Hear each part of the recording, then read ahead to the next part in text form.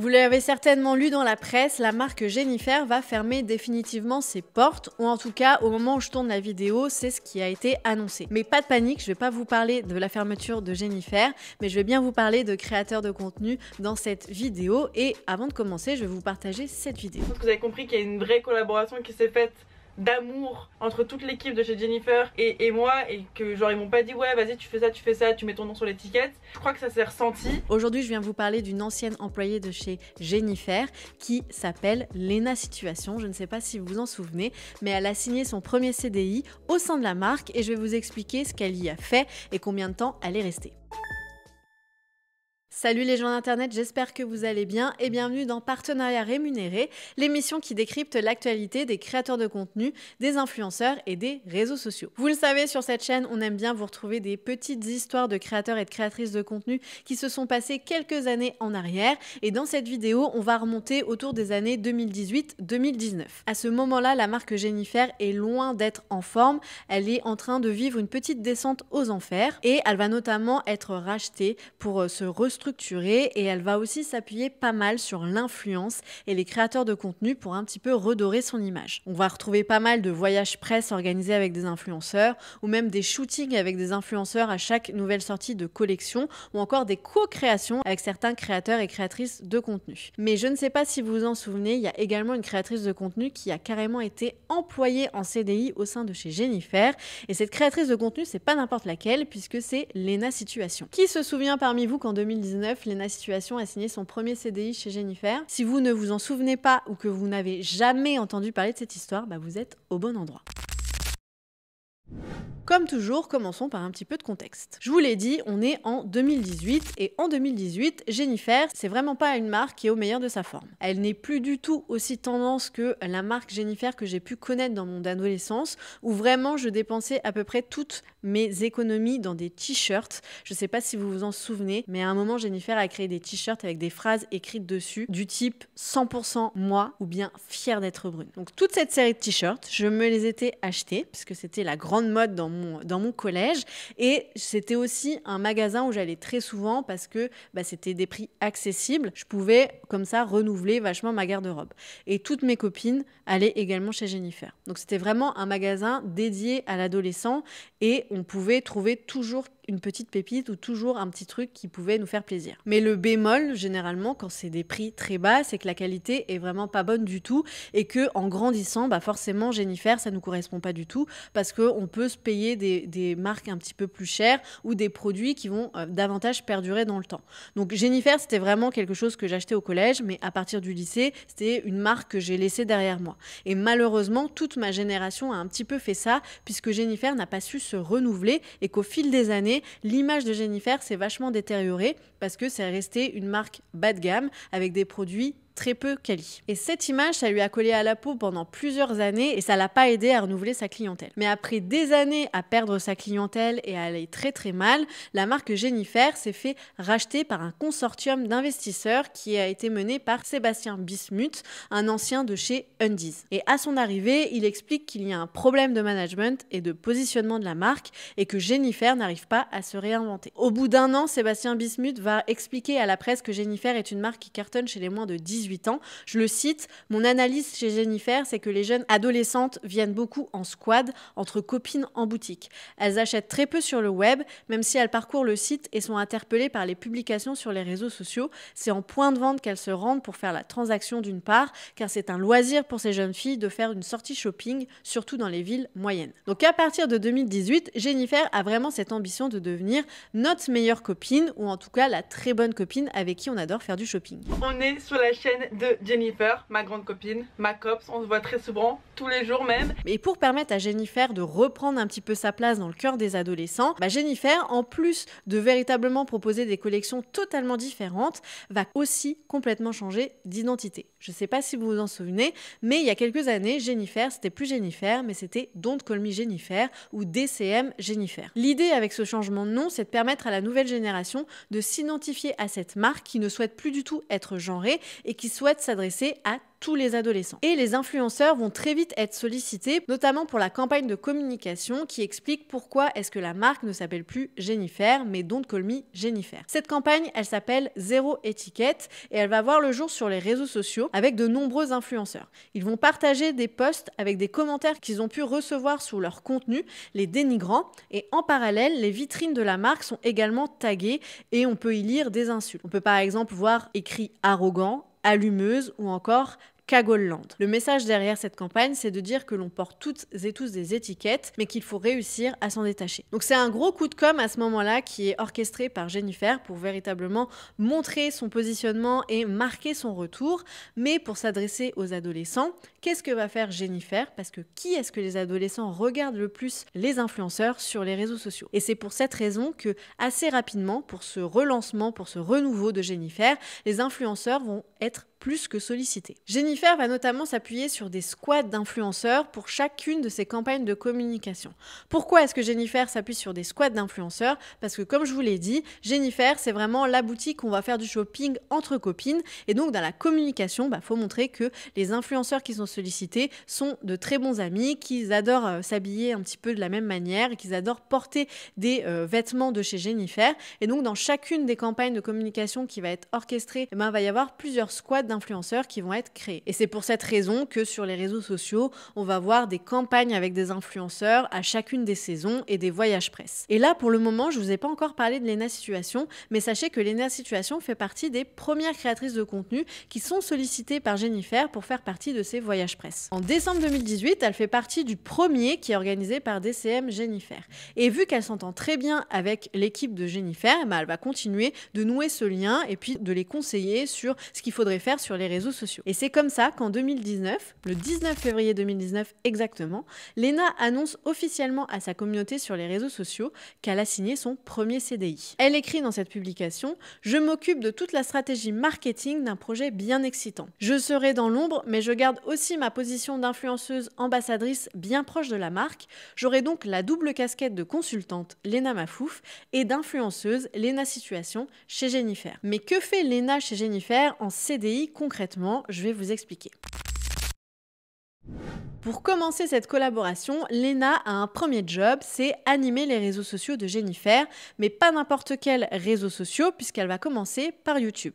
C'est une plateforme qu'elle connaît très très bien puisque en 2018, elle a déjà fait plusieurs éditions de ses vlogs d'août. Elle se construit une superbe communauté sur YouTube, donc c'est véritablement un réseau social qu'elle connaît très très bien. Elle va donc lancer la chaîne YouTube de Jennifer et elle va penser la ligne éditoriale. On va notamment retrouver plusieurs capsules vidéo sur le profil avec Léna évidemment, mais aussi d'autres influenceuses comme Maya Adorable, Mimi AR ou encore Stilto qui sont toutes des ambassadrices de la marque. Je suis ici pour un projet très particulier, surprise, la chaîne YouTube de Jennifer. Bon, vous allez me dire qu'est-ce qu'une marque est sur YouTube?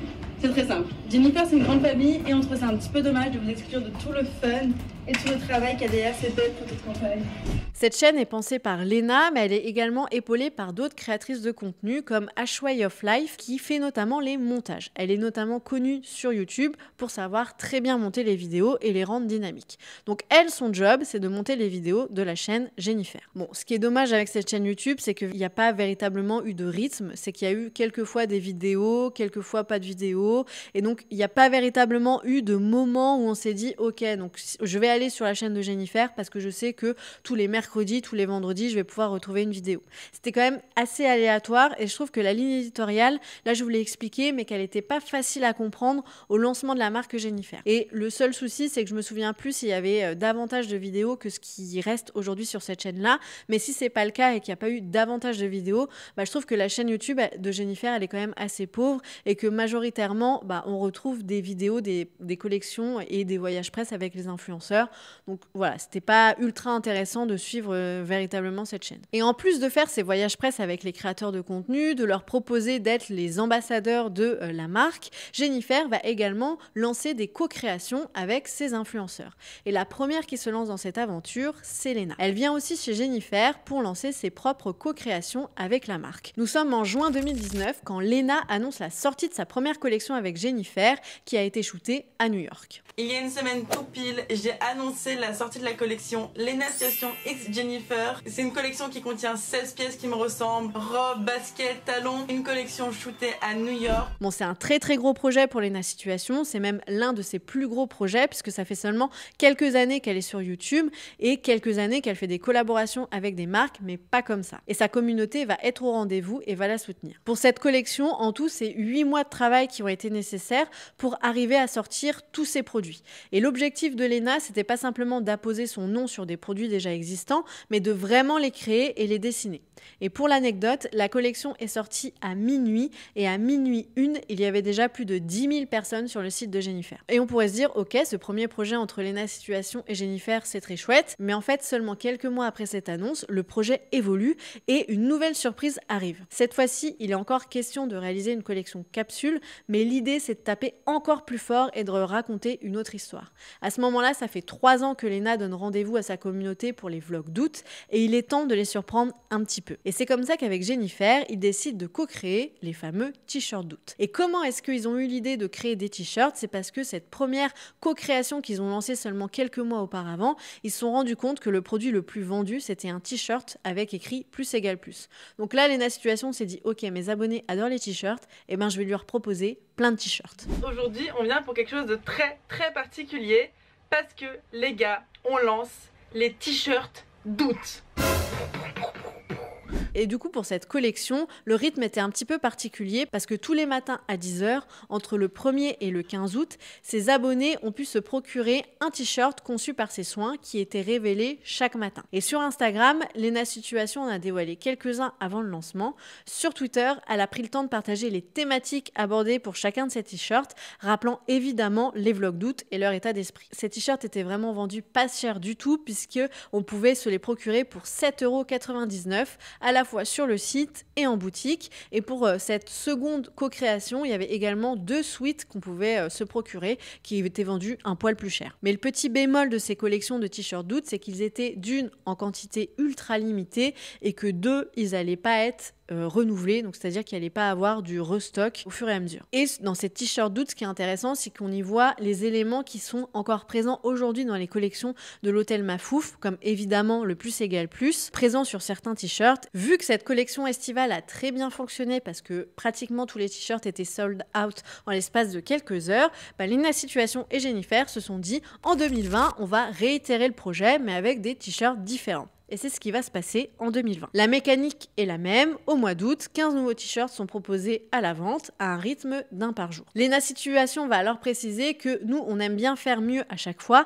Alors préparez-vous à avoir plus que des t-shirts, mais on aime aussi les traditions. Alors comme l'année dernière, c'est une édition limitée et on vous réserve encore tellement de surprises. Et en 2020, la collection évolue, on voit qu'il y a eu des réflexions et encore une fois, on retrouve des éléments qu'on peut aujourd'hui retrouver au sein de la marque Hôtel Mafouf puisque certains des t-shirts qui sont proposés en 2020 lors de ces vlogs d'août peuvent être portés de plusieurs manières. Et aussi, on note un petit changement au niveau des prix puisque cette année-là, les t-shirts sont vendus à 12,99 €. Ces 2 premières collections, comme je vous l'ai dit, elles ont reçu un très bel accueil, mais il y a quand même eu un très gros souci concernant la gestion des stocks et ça s'est notamment ressenti dans les commentaires que la communauté de Lena pouvait laisser sur les réseaux sociaux. N'oublions pas que Lena avait prévu en 2020 des surprises. Et la surprise, c'est que en octobre 2020, Lena Situation propose une nouvelle collection capsule avec Jennifer.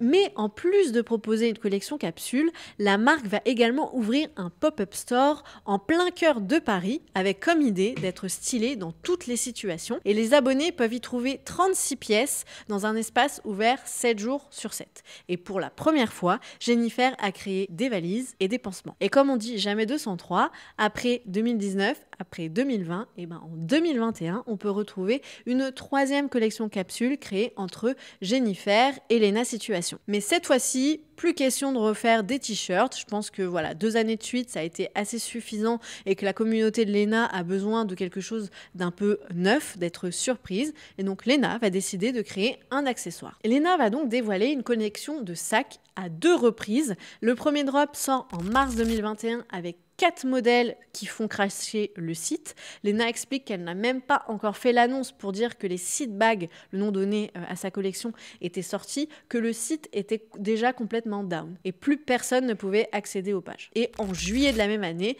elle revient avec 4 nouveaux coloris. Je trouve que dans cette dernière collection, on sent que Lena Situation a envie de monter en gamme puisque la campagne de communication qui est réalisée est un peu plus premium que ce qu'elle a pu faire les années précédentes. Donc on sent qu'elle a besoin, qu'elle est en train d'évoluer et qu'elle a vraiment pensé à un renouveau de la marque de Jennifer, des produits qu'ils peuvent proposer, mais aussi de sa marque à elle, Lena Situation. Il faut savoir qu'en parallèle de ces co-créations réalisées entre Jennifer et Lena Situation, il y a également des collections capsules qui sont réalisées avec d'autres influenceuses, notamment avec Maya Adorable ou encore The Doll Beauty. Donc Jennifer, durant ces années, s'est véritablement appuyée sur les créateurs de contenu pour redorer son image, retrouver sa clientèle et faire en sorte que les collections correspondent aux attentes de la clientèle qu'elle souhaite viser. Et donc, durant ces années, Lena Situation, elle a été consultante, donc elle donnait son avis, ses conseils sur le côté marketing, communication. Elle a également aidé la marque à développer ses réseaux sociaux et elle a également créé ses propres collections capsules.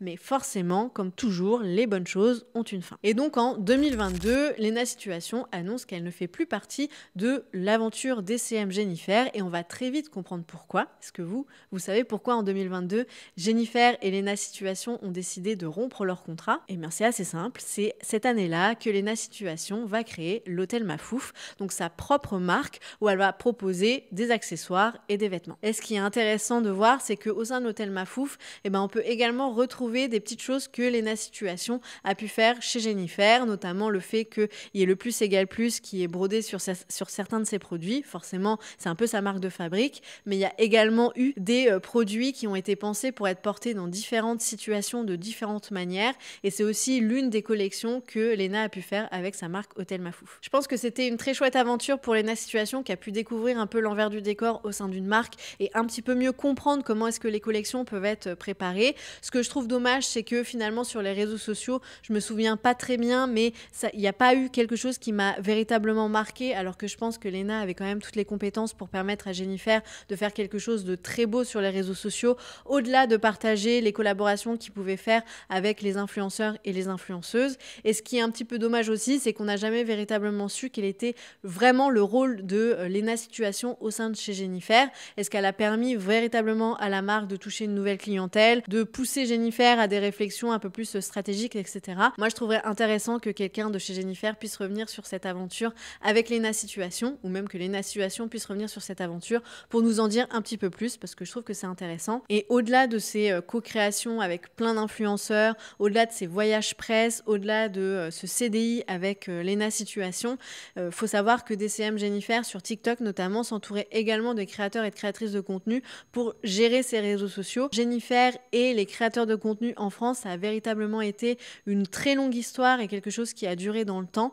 Et d'ailleurs, à l'annonce de la fermeture des magasins de Jennifer, il y a pas mal de créateurs qui ont pris la parole sur les réseaux sociaux pour dire à quel point la marque était l'une des premières marques avec qui ils ont pu collaborer sur les réseaux sociaux, l'une des premières marques avec qui ils ont pu vivre de chouettes aventures, ou même l'une des premières marques à leur faire confiance. Donc c'est aussi intéressant de voir comment est-ce que Jennifer s'est véritablement appuyée sur les influenceurs pour, pendant des années, communiquer sur les réseaux sociaux et faire en sorte qu'on voit les campagnes de presse, qu'on voit les nouveaux produits, etc.